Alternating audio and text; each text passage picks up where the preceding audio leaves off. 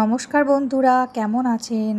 সকলকে স্বাগত জানাই একটি নতুন ভিডিও নিয়ে আমার এই পিওর টাচ চ্যানেলের। এর ভিডিওতে যে জায়গাটা দেখতে পাচ্ছ তোমরা, এটা হচ্ছে মালয়েশিয়ার কুয়ালালামপুর শহর।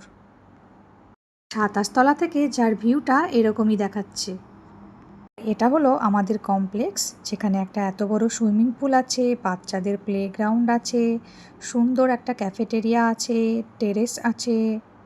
তো আজকে আমি তোমাদেরকে বলতে চলেছি যে আমরা কি করে মালয়েশিয়া চলে এলাম হঠাৎ করে কলকাতা থেকে। তো চলো গল্পটা শুরু করি।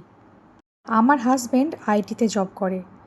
তো ওদের কোম্পানি থেকে মালয়েশিয়ার অনসাইট পজিশনে একটা রোল ক্রিয়েট হয়, আর যেটার জন্য সিলেক্টেড হয় ও। তো হঠাৎ করে এই বছরের মার্চ এপ্রিল মাসে ওকে বলা হয় যে খুব শীঘ্রই মালয়েশিয়া চলে যেতে হবে।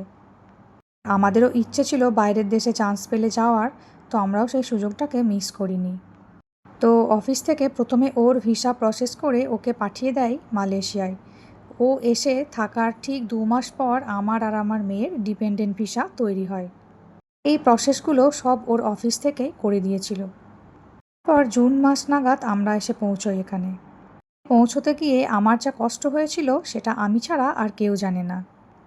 যেখানে ছিল বাচ্চা, লাগেজ, আর তার উপরে ইন্টারন্যাশনাল ট্রাভেল, কী করে যে করেছি আমি নিজেই জানি। সিচুয়েশন যেমনই হোক, সবার একদিন ঠিক সেটা পারই হয়ে যায়। এখানে পৌঁছে প্রথম আমার তো একদমই মন বসতো না। আমার মেয়েটাও বড় একা হয়ে গেছিলো। তারপর কয়েক মাস থাকার পর এখন অনেকটাই নিজেকে খাপ খাইয়ে নিতে পেরেছি। আমার মেয়েও এখানকার বাচ্চাদের সাথে অনেকটাই মিশে গেছে। তার নমুনা তো তোমরা এখন দেখতেই পাচ্ছ। বাইরের জীবনটা ফটোতে বা ভিডিওতে দেখতে সুন্দর হলেও না, রিয়েলিটিতে অনেক কঠিন। এখানে সমস্তটাই নিজেকে করে নিতে হয়, ঘরের কোনো হেল্পিং হ্যান্ড থাকে না।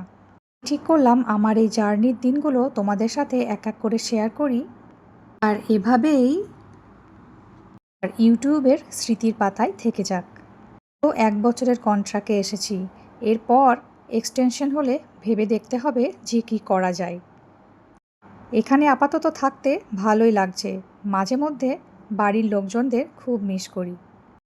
তবে দেখি শেষ পর্যন্ত কি হয়, ভাগ্য আমাদের কোথায় নিয়ে গিয়ে দাঁড় করায়। তো আজকের এই ভিডিওতে তোমাদের সাথে এইটুকু গল্পই করলাম। পরে দেখা হবে আরও নতুন ভিডিও আর নতুন গল্প নিয়ে। তোমরা সকলে খুব ভালো থেকো, সুস্থ থেকো। দেখা হচ্ছে পরের ভিডিওতে। বাই।